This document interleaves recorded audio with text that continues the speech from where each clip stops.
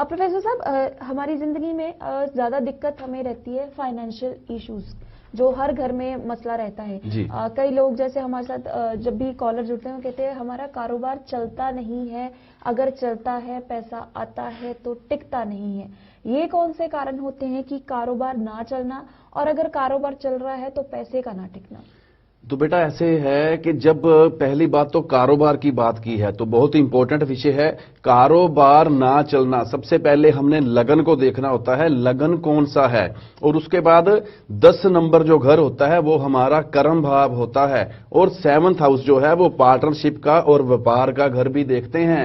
तो मैं अपने ज्योतिषी भाइयों को ये बताना चाहता हूं, अगर हमारे पास कोई पर्सन आ रहा है जो कह रहा है कि हमारा काम नहीं चल रहा, हमें उसका जो है 7th हाउस डीपली चेक करना पड़ेगा। होता क्या है, जैसे लगन के अंदर पावर कम हो, बल कम हो, उसके बाद 7th हाउस जो है वो एंटी पार्टी में आ जाए या एंटी पार्टी नक्षत्र में आ जाए तो काम चलने बंद हो जाते हैं। तो ये सारी स्थितियां बनती हैं।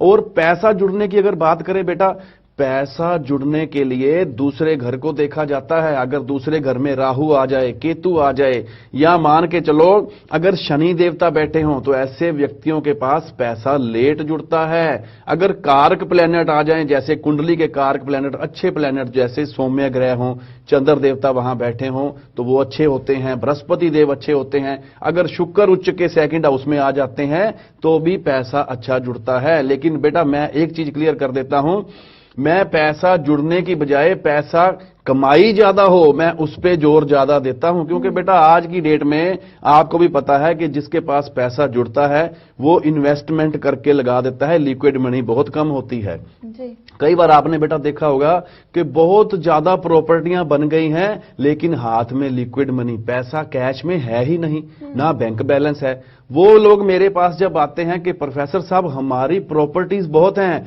लेकिन हमारा जो है पर्दा ही है, एक तरीके से हमारे पास जो है हैंड टू माउथ वाला सिस्टम चल रहा है, तो कुछ ऐसा कीजिए हमारी कुछ प्रॉपर्टी बिक जाए ताकि हमारे पास लिक्विड मनी आ जाए।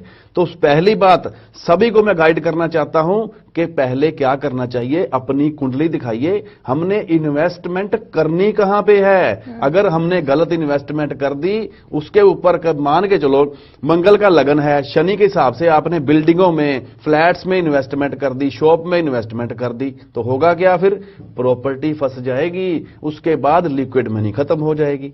तो पहले देखना पड़ेगा कि इन्वेस्टमेंट करनी कहां है। कई बंदे बेटा आपने देखा होगा शेयर मार्केट में बहुत सारा पैसा लगा देते हैं और साथ के साथ ही एकदम से खाली हो जाते हैं। और कई बार तो मैंने अपनी आंखों से देखा है लोग सुसाइड करते हुए, क्योंकि शेयर मार्केट हो गई, कमोडिटीज हो गई। ये बहुत ज्यादा समझदारी से काम करना पड़ता है।